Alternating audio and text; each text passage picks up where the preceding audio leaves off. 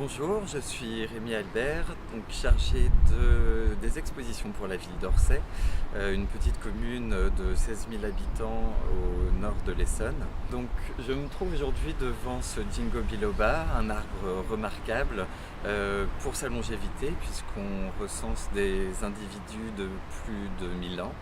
Mais ce qui fait entrer le Ginkgo biloba dans la légende, c'est surtout que c'est le premier végétal à être réapparu après la catastrophe atomique d'Hiroshima.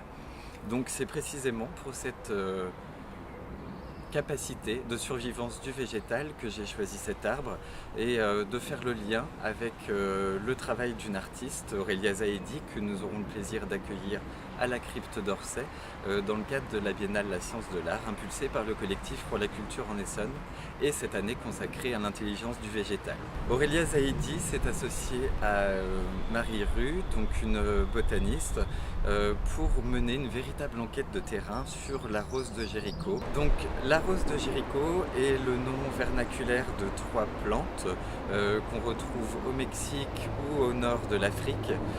Trois plantes dont la particularité est de se recroqueviller en période de sécheresse, lorsque les conditions climatiques sont trop dures, et de se laisser porter par le vent jusqu'à tomber sur une source d'eau ou jusqu'à ce que la pluie se mette à tomber. Et à partir de là, opère le miracle de cette rose, c'est-à-dire de s'ouvrir et de reverdir à nouveau. Je vous invite à la crypte d'Orsay du 8 novembre au 8 décembre pour découvrir le travail d'Aurélia Zaidi consacré à cette rose de Jéricho. Vous y découvrirez un ensemble riche composé de dessins, de sculptures, de mosaïques, mais aussi les trois roses de Jéricho qui pourront être activées dans le cadre de performances ou de cérémonies, comme préfère les appeler l'artiste. N'hésitez pas à consulter le site de la mairie d'Orsay ou celui du collectif de la culture en Essonne pour plus d'informations.